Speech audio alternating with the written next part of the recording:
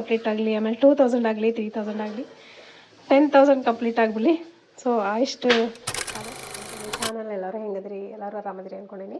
So ಇವತ್ತಿನ ದಿನ ನೋಡಿರಿ, ಇವಾಗ ಜಸ್ಟ್ 10 ಗಂಟೆ ಆಯ್ತು. ನನ್ನ ಮಗಳನ್ನ ಕಳಿಸ್ಬಂದು ವ್ಲಾಗನ್ನು ಸ್ಟಾರ್ಟ್ ಮಾಡೀನಿ. ಬೆಳಗ್ಗೆ ವ್ಲಾಗ್ ಸ್ಟಾರ್ಟ್ ಮಾಡೋಕ್ಕಾಗಲಿಲ್ಲ, ಅದಕ್ಕೆ ಸ್ವಲ್ಪ ಲೇಟಾಗಿ ಸ್ಟಾರ್ಟ್ ಮಾಡತ್ತೀನಿ. ಬರ್ರಿ ಇವತ್ತಿನ ದಿನ ನಿಮ್ಗೆ ಒಂದು ಅಪ್ಡೇಟ್ ಕೊಡ್ತೀನಿ. ಸಾರಿ ಬಿಸ್ನೆಸ್ ಸ್ಟಾರ್ಟ್ ಆಗೈತಿ, ಆಲ್ರೆಡಿ ಆರ್ಡರ್ಸ್ ಬರಾಕತ್ತವು. ಸೊ ಅದ್ರದ್ದು ಅಪ್ಡೇಟ್ ನಿಮ್ಮ ಜೊತೆಗೆ ಶೇರ್ ಮಾಡ್ಕೊಳಕತ್ತೀನಿ.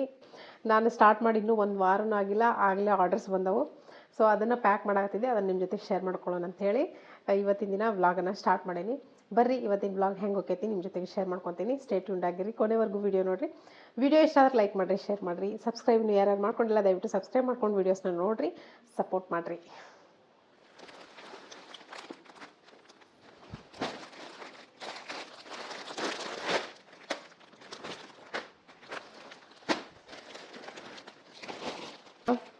ಆರ್ಡರ್ಸ್ ಎಲ್ಲ ಹಾಕಿಟ್ಟೇನು ಪ್ಯಾಕ್ ನೋಡಿರಿ. 1 2 3 4 5 6 7 ಇದೊಂದು ಲಾಸ್ಟ್ ಆರ್ಡ್ರ್. ಎಲ್ಲ ಡ್ರೆಸ್ ಎಲ್ಲ ಹಾಕಿ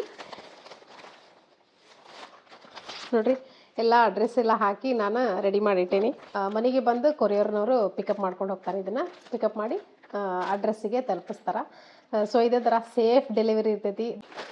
ಯಾರ್ಯಾರು ವೀಡಿಯೋ ನೋಡತ್ತೀರಿ, ಚುಕ್ಕಿ ಫ್ಯಾಷನ್ ಸ್ಟುಡಿಯೋ ಇನ್ಸ್ಟಾಗ್ರಾಮ್ ಪೇಜ್ನ ಹೋಗಿ ಫಾಲೋ ಮಾಡಿರಿ.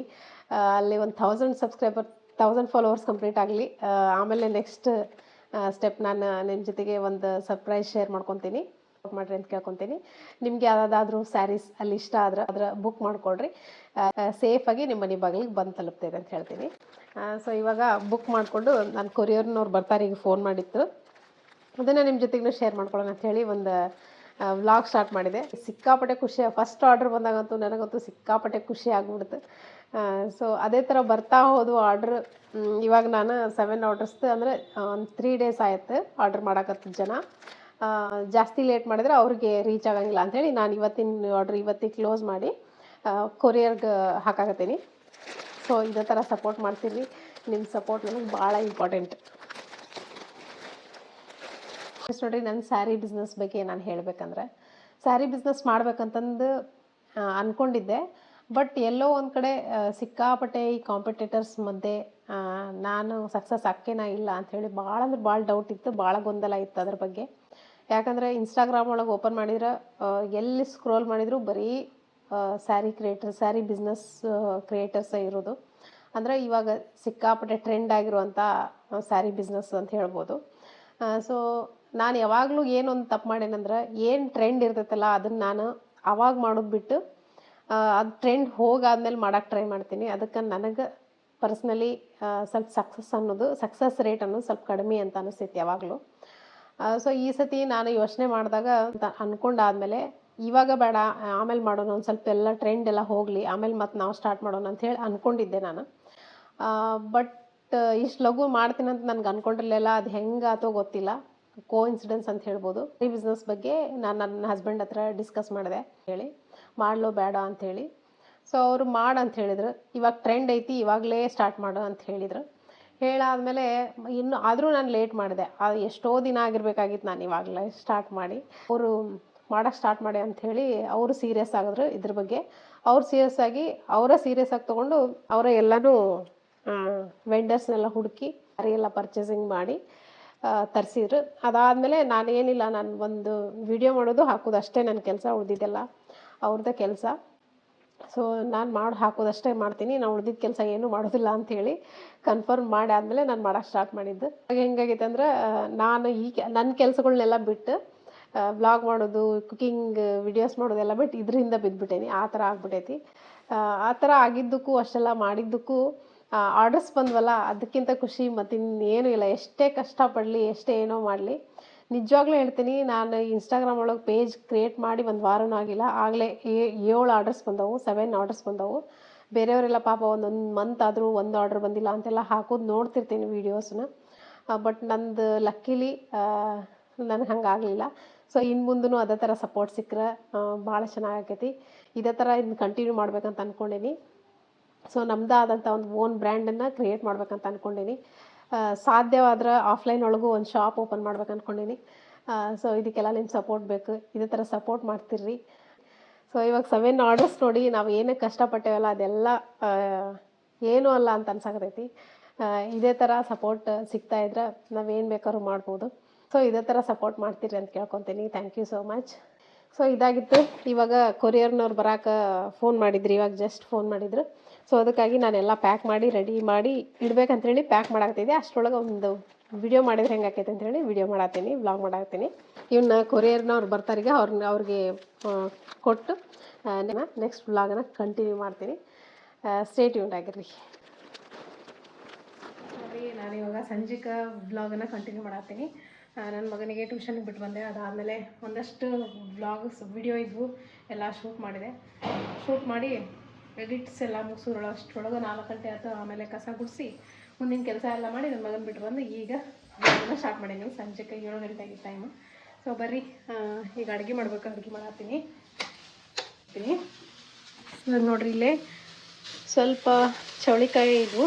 ಚೌಳಿಕಾಯಿನ ಸೋಸಿಟ್ಟಿದ್ದೆ ನಾನು ಕಟ್ ಮಾಡಿ. ಈ ಥರ ಒಂದು ತವೆ ಒಳಗೆ ಹಸಿಮೆಣ್ಸಿನ್ಕಾಯಿ ಹುರಿಯಾಕತ್ತೀನಿ. ನೋಡಿರಿ, ಬಿಳಿ ಬಿಳಿ ಹಸಿಮೆಣ್ಸಿನ್ಕಾಯಿ ಯಾರು ನೋಡಿಲ್ಲ, ವೈಟ್ ಕಲರ್ ಹಸಿಮೆಣ್ಸಿನ್ಕಾಯಿ ಇವೆರಡು ಹುರಿಯಾಕತ್ತೀನಿ. ಚೌಳಿಕಾಯಿನ ಹುರಿದು ಮಾಡ್ಬೇಕು, ಚೆನ್ನಾಗೈತೆ ಟೇಸ್ಟ್. ಸೊ ಅದಕ್ಕೋಸ್ಕರ ಹುರಿಯಾಕತ್ತೀನಿ.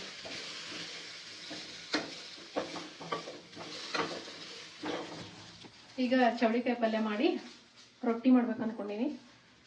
ನೋಡ್ಬೇಕು, ಚೌಳಿಕಾಯಿ ಪಲ್ಯಗೆ ರೊಟ್ಟಿನ ಸೂಟು. ರೊಟ್ಟಿ ಮಾಡ್ತೀನಿ. ಆಮೇಲೆ ಇಡ್ಲಿಗೆ ಹಾಕಿದ್ದೆ ನಾನು ಬೆಳಗ್ಗೆನ. ಇಡ್ಲಿಗೂ ರುಬ್ಬಿಟ್ಟೆ. ನಾಳೆಗೆ ಟಿಫಿನ್ಗೆ ಇಡ್ಲಿ ಮಾಡತ್ತೀನಿ.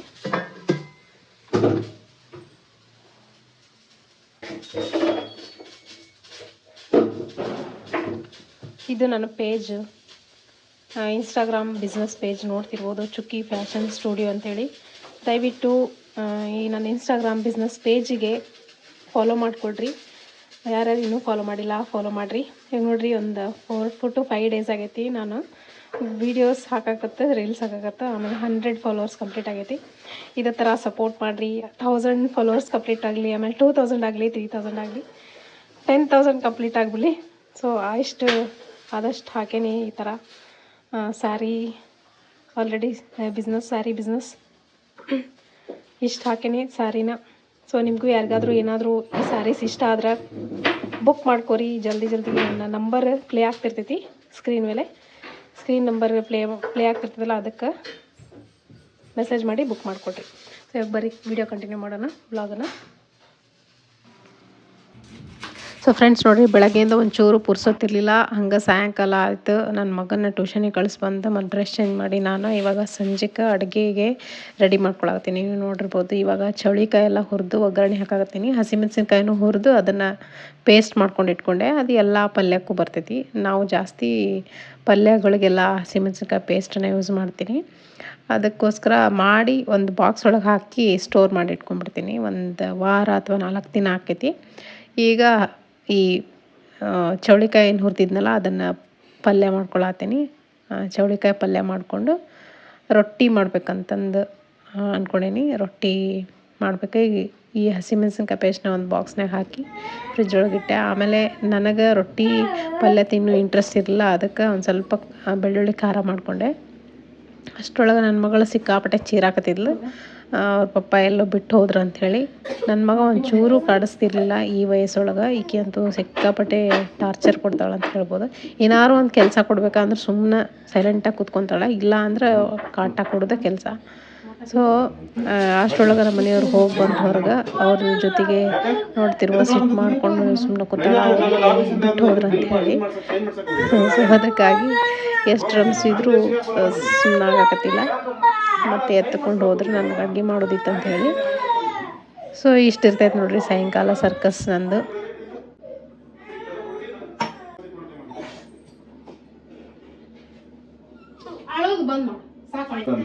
ರೊಟ್ಟಿ ಮಾಡಿ ಕೊಟ್ಟು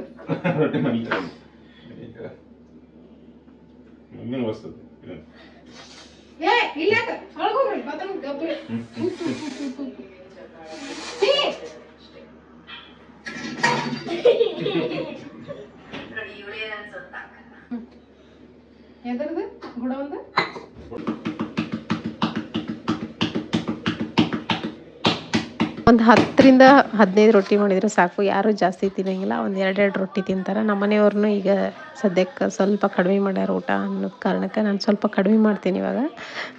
ನಾನಂತರೂ ಕರೆಕ್ಟ್ 2 ರೊಟ್ಟಿ ತಿಂತೀನಿ. ಇವತ್ತು ನಾನು ರೊಟ್ಟಿ ಜೊತೆಗೆ ಒಂದು ಮುಟ್ಗಿ ಮಾಡ್ಕೊಳ್ಳೋಣ ಅಂಥೇಳಿ ಮುಟ್ಗಿ ಮಾಡ್ಕೊಂಡು ತಿಂದ್ರಾತಂತ ಹೇಳಿ ಯೋಚನೆ ಮಾಡಕತ್ತಿದ್ದೆ. ಸೊ ಅದಕ್ಕೆ ಬೆಳ್ಳುಳ್ಳಿ ಖಾರನೂ ಕುಟ್ಕೊಂಡು ಇಟ್ಕೊಂಡಿದ್ದೆ ನೋಡಿರಿ. ಲಾಸ್ಟ್ ಒಂದು ರೊಟ್ಟಿ ದಪ್ಪಾಗಿ ಮಾಡಿಕೊಂಡು ಬೆಳ್ಳುಳ್ಳಿ ಖಾರ ಹಾಕ್ಕೊಂಡು ಎಣ್ಣೆ ಹಾಕ್ಕೊಂಡು ಮುಟ್ಗಿ ತಿನ್ನೋಂಗೆ ಭಾಳ ಆಸೆ ಆಗಿತ್ತು ಭಾಳ ದಿನದಿಂದ. ನನಗೆ ಅವಾಗವಾಗ ಮುಟ್ಗಿ ತಿನ್ನೋ ಆಕೈತಿ, ಮಾಡ್ಕೊತೀನಿ. ಬೆಳಗ್ಗೆ ಒಂದೊಂದು ಸತಿ ಬ್ರೇಕ್ಫಾಸ್ಟ್ಗೆ ಮುಟ್ಗಿ ತಿನ್ನೋಂಗೆ ಆಗ್ಬಿಟ್ಟಿರ್ತೈತಿ. ಆವಾಗ ಎಷ್ಟೇ ಕಷ್ಟ ಆಗಲಿ ರೊಟ್ಟಿ ಜಿಗ್ಟು ಹಾಕ್ಕೊಂಡು ರೊಟ್ಟಿ ಮಾಡ್ಕೊಂಡು ನಾನು ಮುಟ್ಗಿ ಮಾಡ್ಕೊಂಡು ತಿಂತೀನಿ. ನಂಗೆ ಅಷ್ಟಿಷ್ಟ ಮುಟ್ಗಿ ಅಂದ್ರೆ. ಸೊ ಇವಾಗ ನಾನು ರಾತ್ರಿ ಊಟಕ್ಕೆ ಒಂದು ಮುಟ್ಗಿ ತಿಂದು ಕಂಪ್ಲೀಟ್ ಮಾಡಿಬಿಡೋಣ ಊಟ ಅಂಥೇಳಿ ಮುಟ್ಗಿ ಮಾಡ್ಕೊಳತ್ತೀನಿ. ಪಲ್ಯ ಮಾಡಿದ್ದೆ, ಪಲ್ಯ ಯಾಕೋ ಬೇಡ ಅನ್ನಿಸೋದಕ್ಕೆ ಮುಟ್ಗಿ ಮಾಡಿಕೊಂಡೆ. ಸೂಪರ್ ಇರ್ತೈತಿ. ಯಾರ್ಯಾರು ಮುಟ್ಗಿಗೆ ಇಷ್ಟ, ನಿಮ್ಗೆ ಯಾರ್ಯಾರಿಗೆಲ್ಲ ಮುಟ್ಗಿ ಇಷ್ಟ ಕಮೆಂಟ್ ಮುಖಾಂತರ ತಿಳಿಸ್ತಾನೆ ಮರಿಬೇಡ್ರಿ. ಸೊ ಈ ವಿಡಿಯೋ ಆದಷ್ಟು ಶೇರ್ ಮಾಡಿರಿ, ಲೈಕ್ ಮಾಡಿರಿ. ವ್ಲಾಗ್ ಇಷ್ಟ ಆಗಿದ್ರೆ ಲೈಕ್ ಮಾಡಿರಿ, ಶೇರ್ ಮಾಡಿರಿ. ಪ್ರತಿದಿನ ನಾನು ಯಾವಾಗ ಹಾಕ್ತೀನೋ ಆವಾಗ ವ್ಲಾಗ್ಸನ್ನು ನೋಡಿರಿ. ನೋಡ್ಬೇಕಂದ್ರೆ ನೀವು ನೋಟಿಫಿಕೇಷನ್ ಬರಬೇಕಂದ್ರೆ ನಾನು ಸಬ್ಸ್ಕ್ರೈಬ್ ಮಾಡಿಕೊಂಡು ಪಕ್ಕದಲ್ಲಿರೋ ಬೆಲ್ ಬಟನ್ನ ಪ್ರೆಸ್ ಮಾಡಿ ಇಟ್ಕೋರಿ. ಅವಾಗ ನಾನು ಹಾಕುವಂಥ ಪ್ರತಿಯೊಂದು ವಿಡಿಯೋ ನೋಟಿಫಿಕೇಷನ್ ಬರ್ತೈತಿ. ಮತ್ತೆ ಸಿಗ್ತೀನಿ ಮತ್ತೊಂದು ವ್ಲಾಗ್. ಅಲ್ಲಿವರೆಗೂ ಟೇಕ್ ಕೇರ್.